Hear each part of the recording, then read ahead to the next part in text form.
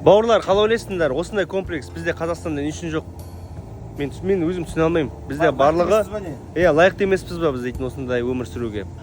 Бір курортта жүрген секілді, бірақ курорт емес.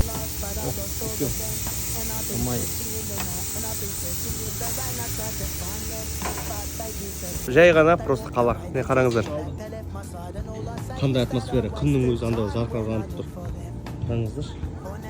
Бассейн, міне бала-шаға ойнап отырып жүр. Мынау піскен стейктер на гриле.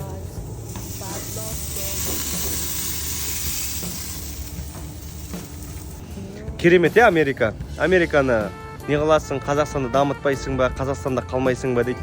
Ол адамдар неге өйтіп ойлайтынын түсінбеймін. Может быть, дым көрмегендіктен айтай ма, көре алмағандықтан айта ма. Бірақ менің ойымша, ел көріп, жер көріп, осындай жерлерді көріп, өзімнің отбасымды жақсы жерде өмір сүріп жүргенге не жетсін деген өзім сонда убеждениедемін. Как вкусно пахнет, да? Грибы мен нелер қайда? Ням-ням-ням-ням.